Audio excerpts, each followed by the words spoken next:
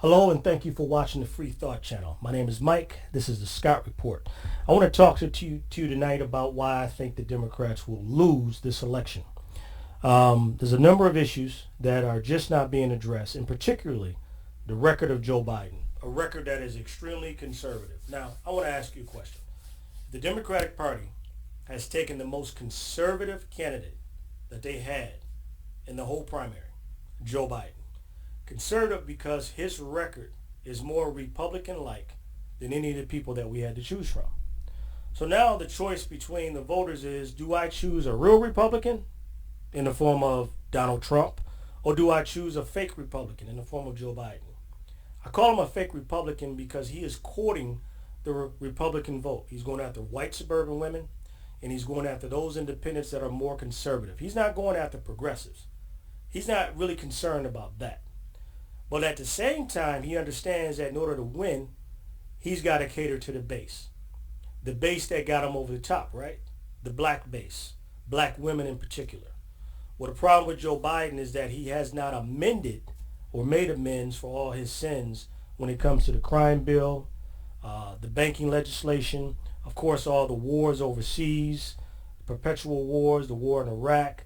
And so he's got to make amends for this, and he has not done it. What I want to talk to you tonight is specifically, though, is the crime bill, the 1994 Omnibus Crime Bill that Joe Biden wrote. He's still proud that he wrote it. He's unapologetically advocated the fact that it was the good thing. It was a good thing, and he's still, riding that bus, so to speak. So anyway, I want to show you a couple videos, and you tell me what you think in the comment section.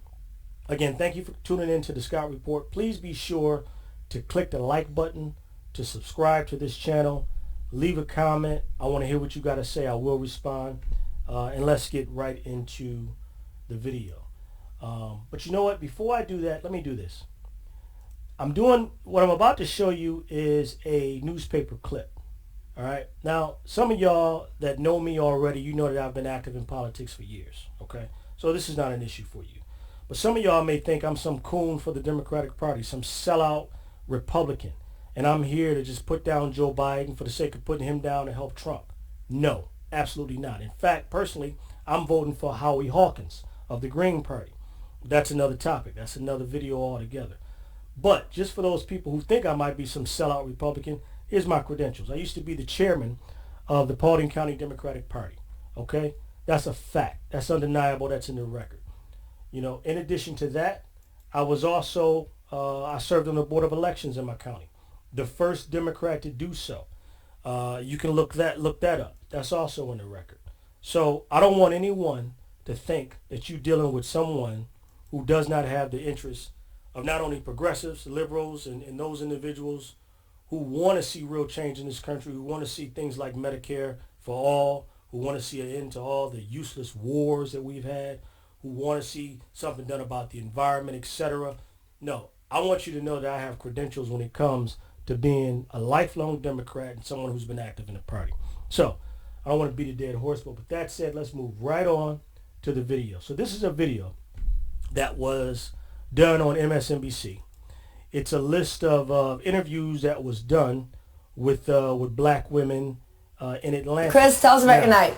The reason why this is important is because for the Democratic Party, black women are going to really decide this election for them. And some of them know that. But they're really not doing what they're supposed to do in terms of responding. What are you looking for? What do you need to hear? Women responding to the question that they have about the record of Biden, Joe Biden. It's easy to conflate, and that was almost like a gaffe there, but to conflate Joe Biden with Obama. Don't make that mistake, all right? This guy is not for you.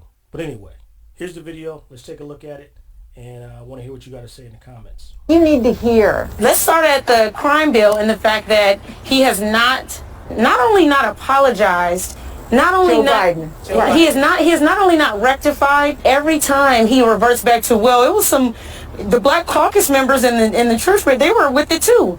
okay, you fooled them as well. You know, you never said I'm sorry. You know, it's like I didn't do it. I want to hear an ironclad plan.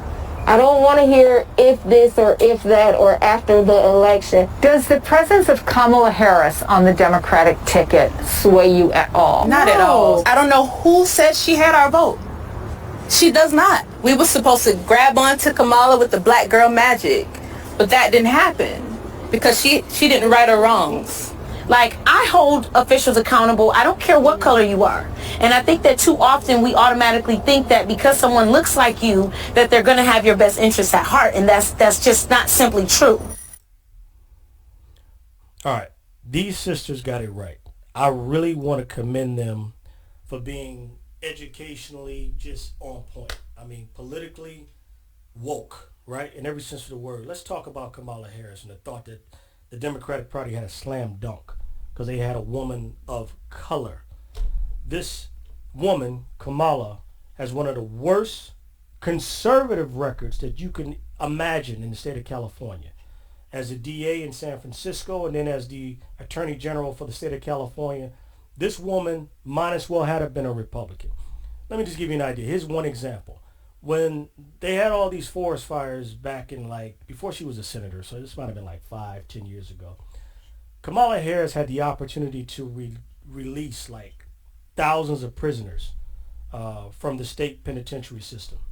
Instead of doing so, her policy was literally to keep them in prison so that they could fight the forest fires for free, and she said she would not release them even though they were eligible for release because it would create a labor shortage. Now I want you to think about that. So this is a policy that was basically slavery in the modern day sense. Here's individuals who have served their time in prison, but the state is keeping them in prison to fight forest fires. That's Kamala Harris. That's a fact. Go look it up. She did that.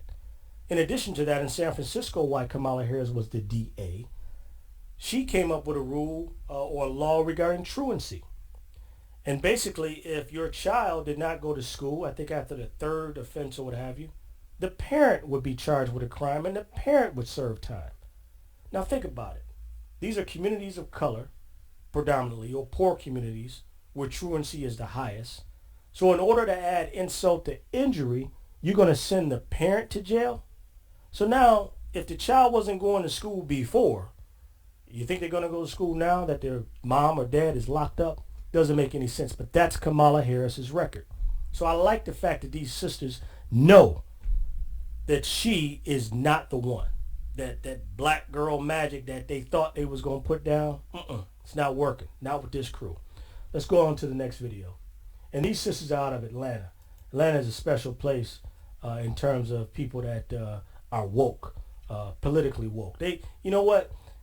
The Democrats had a good opportunity to turn this state blue if they would have went with somebody like a Bernie Sanders. But they didn't want to do that because they think their success lies in shifting Republicans over to the Democratic Party. That's the mistake that Bill Clinton made. That's the mistake, honestly, that a lot of them make, right? Catering to the wrong base. But anyway, I digress. Here's another video I want you to see. I showed this video before, but it's important. It's important to hear what a former Democratic operative has to say. Now, many of you are familiar with Lawrence O'Donnell. He's a commentator on MSNBC.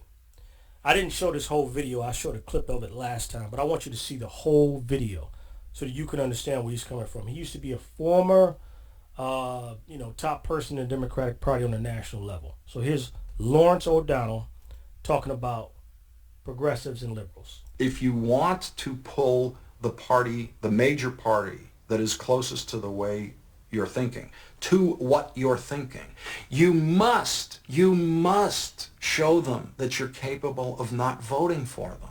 Because the way the Democratic Party is run now for quite a number of presidential cycles is they pick a nominee in a kind of half-assed process that doesn't really represent much of anybody, and then they tell everybody to just shut up.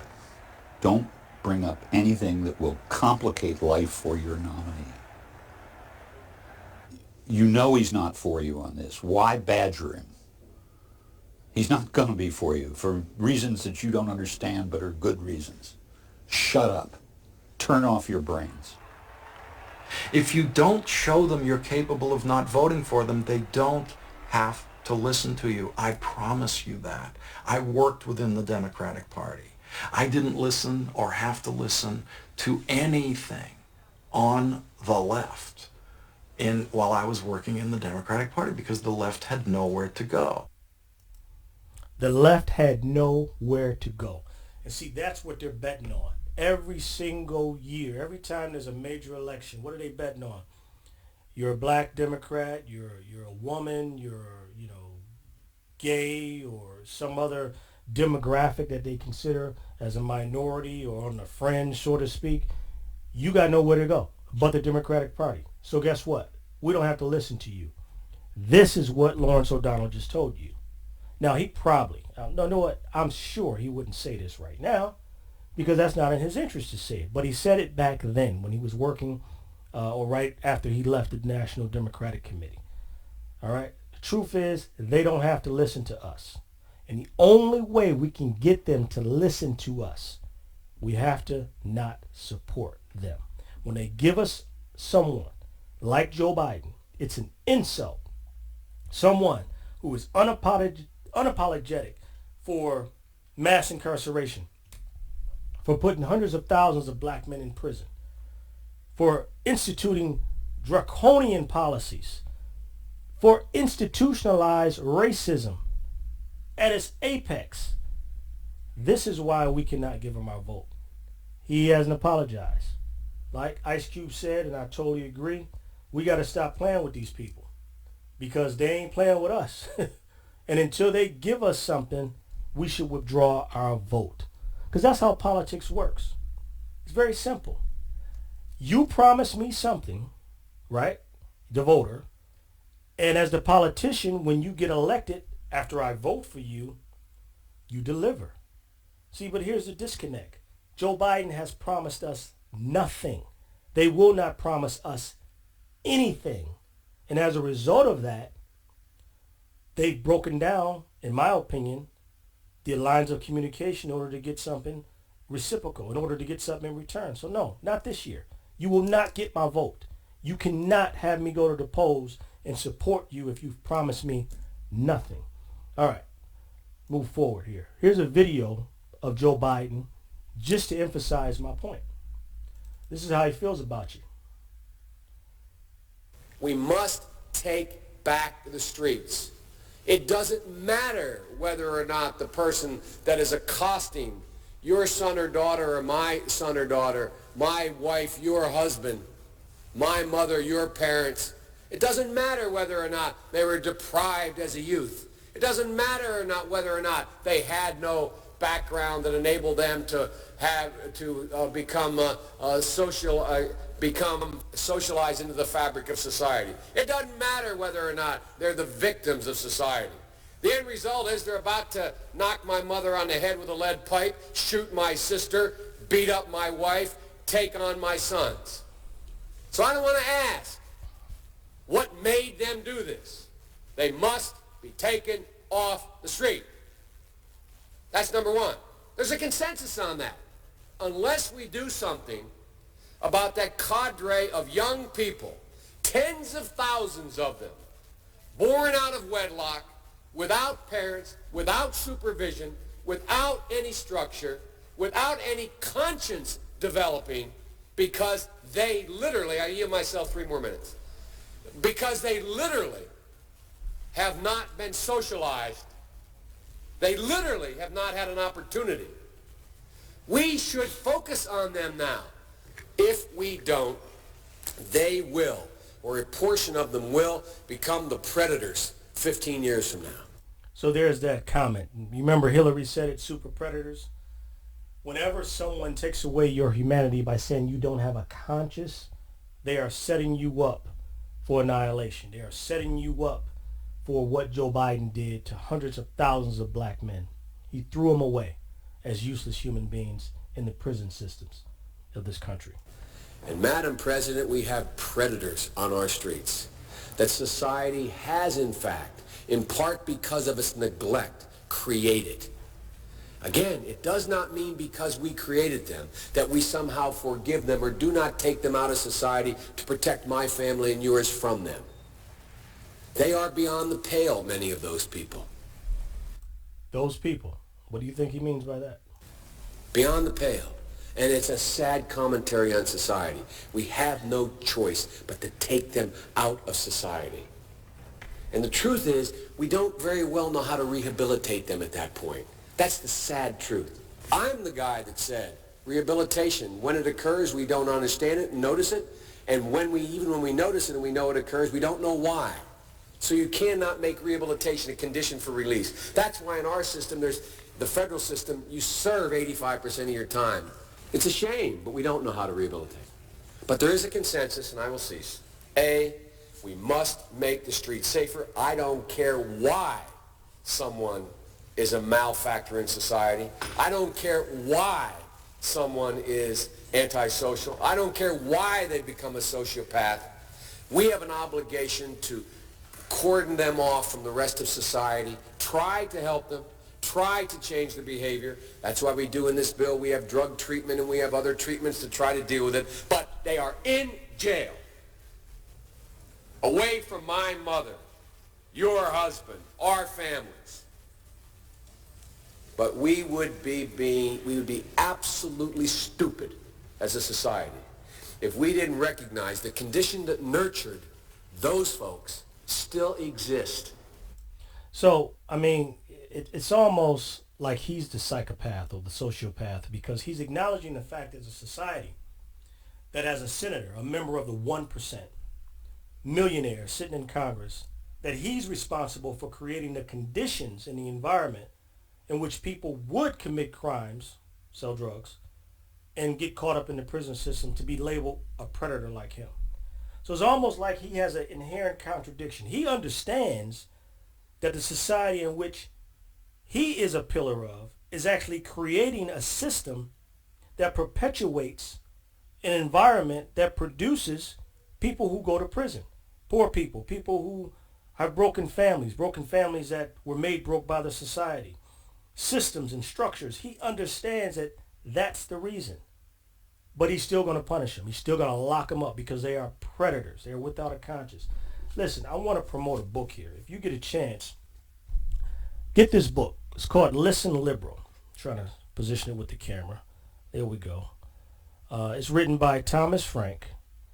And it is a great book. But if you really want to understand what happened to the Democratic Party and why it is so screwed up, and how all of these policies got implemented, particularly in the Clinton administration, with the crime bill, 3 strikes you out, with welfare reform, with NAFTA that shipped all our jobs overseas. This book will break it down for you. It's a great read. It's a simple read, but this author is spectacular.